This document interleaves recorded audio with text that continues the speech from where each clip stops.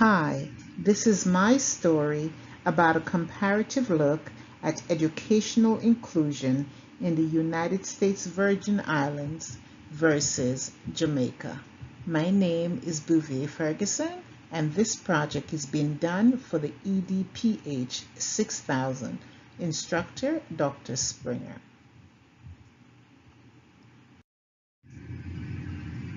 According to the World Health Organization, disability is an umbrella term covering impairments, activity limitations, and participation restrictions. But according to the American Disability Act, a disabled person is a person who has a physical or mental impairment that substantially limits one or more major life activity. What is inclusion?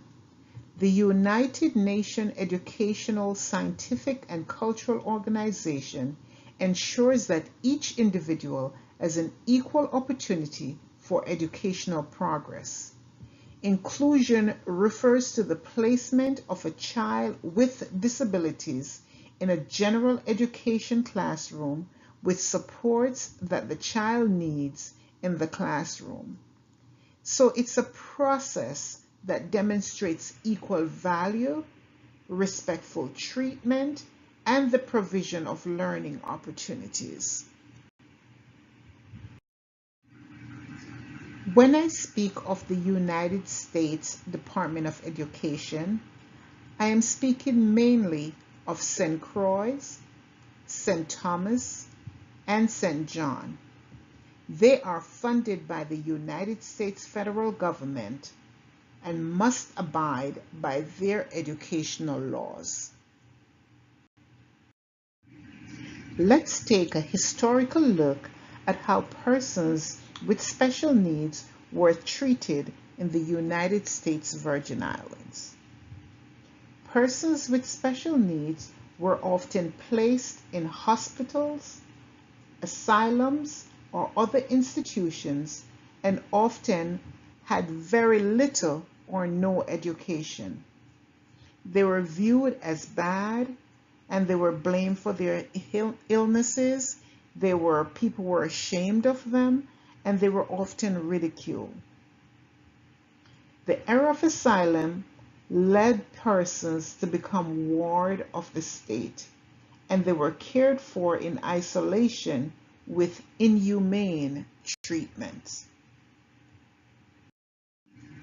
There were no long-term facilities available in the United States Virgin Islands for persons with mental disability. So Congress passed a law in 1940 which required that these mentally disabled persons would be transported by boat to New York City and then by bus to Washington, D.C. This was very disorientating for the mentally challenged because it was all so new to them. Between 1941 and 1944, 250 to 300 individuals in the United States Virgin Islands were cared for at St. Elizabeth's Hospital, with the last Virgin Islander being admitted in 1987. Medical records indicate that lobotomies were performed, and this was probably without the permission of the patients. Many of the residents died and were buried at St. Elizabeth's Hospital. The two longest stays on record were 28 years and 31 years. While the financial cost to islanders was zero, the cost to family was much greater due to the separation from their loved ones. Residential care was removed from the community that was familiar to the clients. Families could not participate in therapy or counseling or treatment due to the distance. Patients lost touch with what was familiar to them after being gone for years from their community. A facility was built in St. Thomas called the Michel Hotel, and this was to be a long-term facility. However, the criminally insane was also housed at this motel, but they say that these were the less violent ones. The condition also was very poor, with mattresses being placed on the floor. The limited staff caused or resulted in just mere supervisions of these persons without services being provided. News headlines read, Health Agency sues Virgin Island government for not providing care for the mentally ill. Another said, Advocacy group target government hospital in blistering lawsuit over Virgin Island mental health. By the 1950s, Virgin Island government were forced to send persons who needed long-term care off island. Between health, education, and human services, the government must have spent millions of dollars.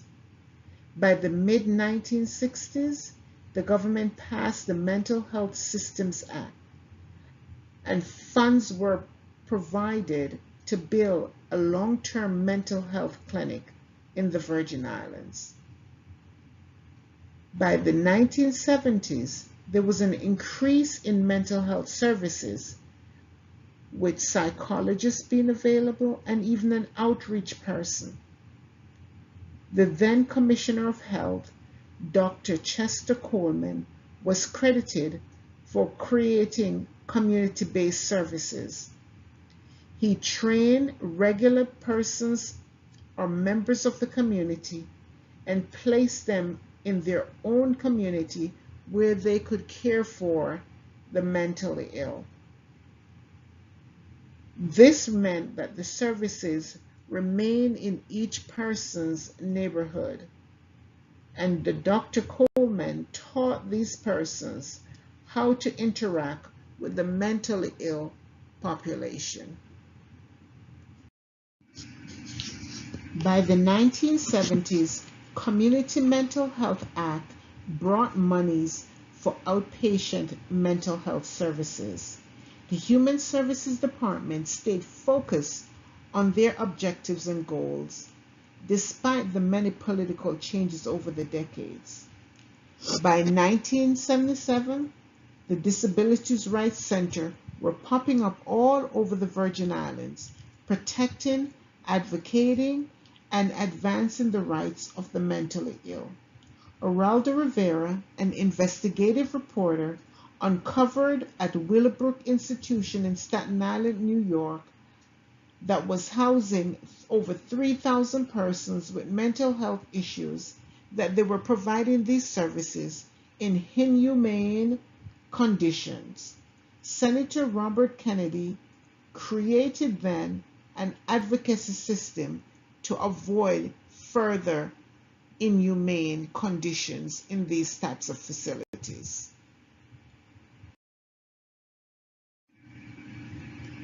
News continued to spread about the condition of mental health, and in 1981, President Carter signed the Mental Health System Act, and federal grants were given for the prevention of mental illness and for community health centers.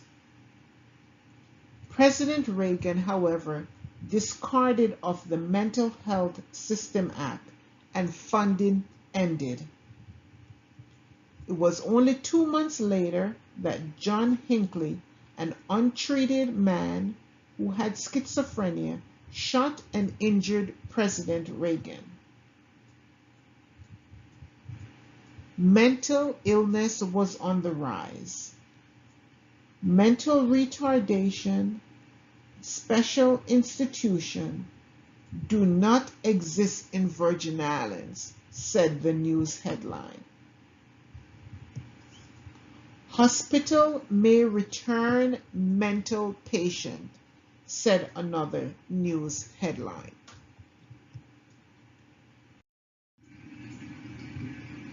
In 2013, there was a report of 3,913 children with disabilities in the Virgin Islands.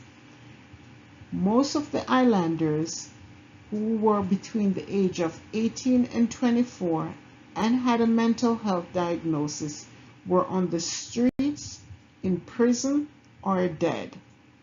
No outpatient services meant inpatient in the jail system. 10 times more mental health persons were reported to be in jail and prison than psychiatric hospital. However, in 2009, there was a functioning mental health system due to a class action lawsuit. As we look to the future of the mental health within the Virgin Islands, we can see that an amendment will be necessary to comply with the Human Rights Convention. Comprehensive health care is being developed, but funding is needed.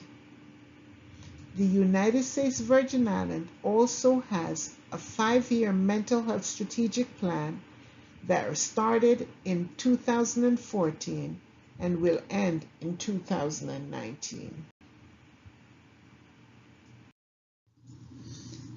After a lifelong segregation of persons with mental health issues, in 1760, Charles Epi, a French educator, developed sign language and finger spelling and formed the first institution for the deaf, proving that they too can learn. In 1829, Louis Braille came up with the Braille script. In 1838, Jean Mac, a French physician and educator, used a systematic teaching technique to teach persons with special needs.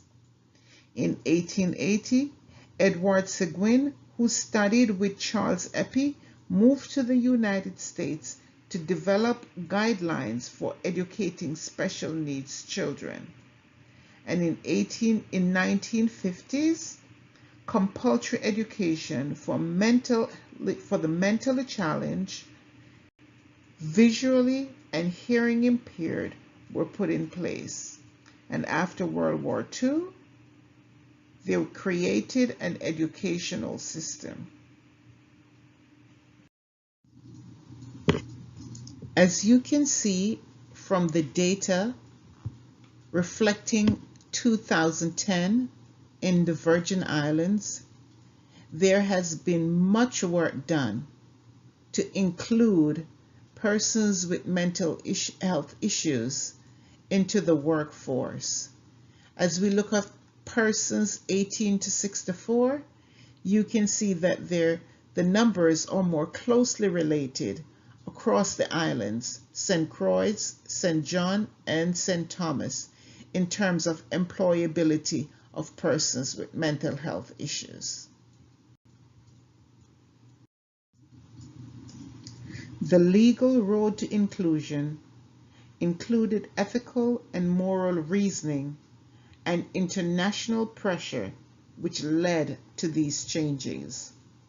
For example, in 1948, there was the International Human Rights Law. In 1974, the Integrated Education for the Disabled Children Scheme was launched. In 1986, the National Policy on Education. In 1989, the UN Convention on Rights of a Child. In 1990, the Declaration of Education for All. In 1993, the UN standard rules on the equalization of opportunity for persons with disability. In 1994, the Salamanca Statement and Framework for Action. In 1995, Persons with Disability Act. In 2000, the Dakar Framework for Action. And in 2020, the plan is to make all schools disabled friendly. Now let's take a comparative look at the history of Jamaica as it relates to persons with mental health issues. In 1860, the appalling conditions that patients at the lunatic asylum in Kingston, Jamaica, came under great public scrutiny. The practice of tanking, wherein they were forcing and holding down patients underwater. Following the death of a patient, the matron and 2 nurses at the asylum were charged with manslaughter. Although they were acquitted by a jury, the case erupted in public scandal. This also highlighted the low level of government commitment to the health of the Jamaican people. Conditions at the asylum seems to be the legacy of slavery. The scandal acted as a trigger to the metropolitan government to improve colonial hospital throughout its empire.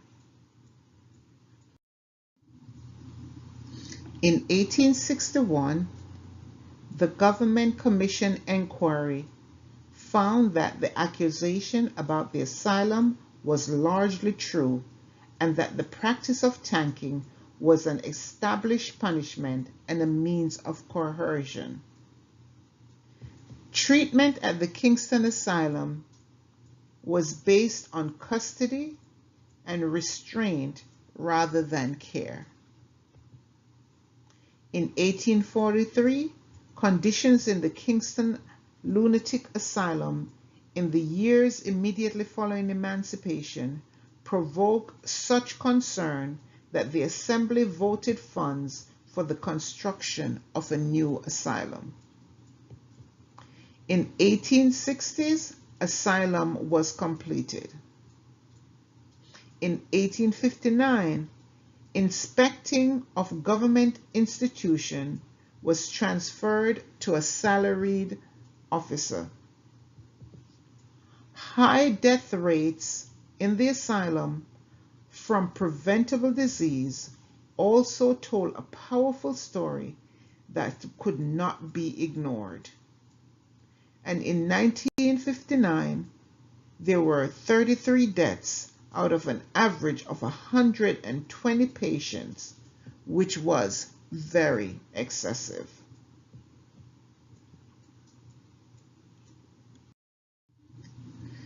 The Lunatic Act of 1845 in the United Kingdom, all institutions for the mentally ill were subject to annual inspection. And in 1862, Public Hospital Act outlined new rules and regulations for the management of hospitals and asylums. In 1862, a new asylum at Bellevue was also finally completed, and the last of the female patients were transferred there. In 1864, Assembly went back on its promise of funding for the completed premises. And in 1872, exposure of similar inhumane conditions and treatment of patients in hospital in St. Andrew Parish persisted.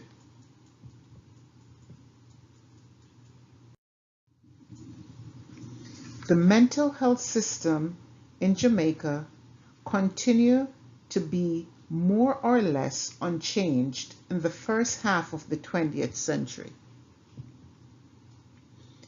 By 1930s, most of the lunatic asylum mentioned earlier had fallen into disrepair, in that they were in deplorable conditions due to sanitation and overcrowding. Supervision was also lacking, and therapeutic programs were absent.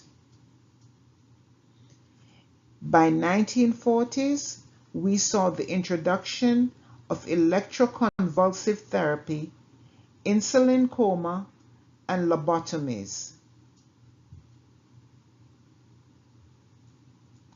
However, the mental health services in Jamaica made significant advance by the latter half of the 20th century. 1950 heralded an advent of medication use to treat schizophrenia, as well as occupational therapy, were put in place. Additionally, the establishment of the Faculty of Medicine in the University of the West Indies in 1947 and the development of the Department of Psychiatry in 1965 to train medical students and postgraduate psychiatrists continue to improve the mental health services in Jamaica.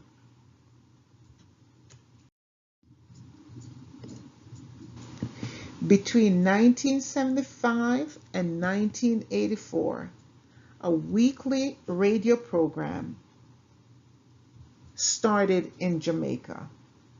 Listeners were able to call in or write to the radio psychiatrist and explain his or her symptoms. He would then conduct a brief examination and advise the caller on the nature or condition of the possible cause and treatment. In 1980, there were nearly 700 patients in some form of vocational activity, ranging from agricultural work and carpentry to craft and light industrial work.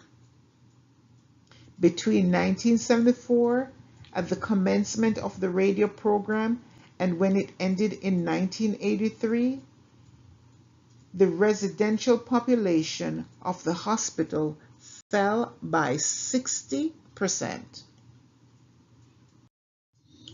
As in the Virgin Islands, it was indicated in Jamaica that it only takes one person to make a change.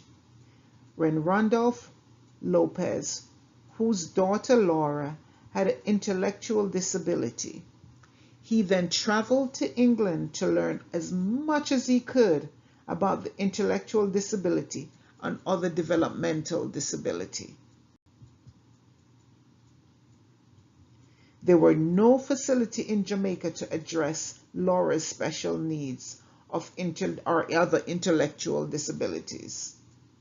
So in 1956, Randolph Lopez returned to Jamaica, and he and a group of parents and friends of children with disabilities set up the first School of Hope, recently renamed School of Special Education. They then formed the Jamaican Association of the Mentally Handicapped Children. This was then expanded to include adults and rechristened to be called the Jamaican Association of Mental Retardation. The Jamaican Association on Intellectual Disability, formerly the Jamaican Association of Mental Retardation, is very much active today and advocates for persons with mental challenges. In 1974, the government of Jamaica joined in partnership, and today the School of Special Education, a network of 28 schools island-wide, are jointly operated with the Ministry of Education. In 2004, JMR celebrated 50 years of advocating and creating opportunities for intellectually disabled. And by 2004, there was a signing of the Montreal Declaration on Intellectual Disability. And as mentioned earlier, the Jamaican Association of Mental Retardation was rechristened in 2009, and the Jamaican Association of Intellectual Disabilities was formed to reflect a more international commitment to the Montreal Declaration.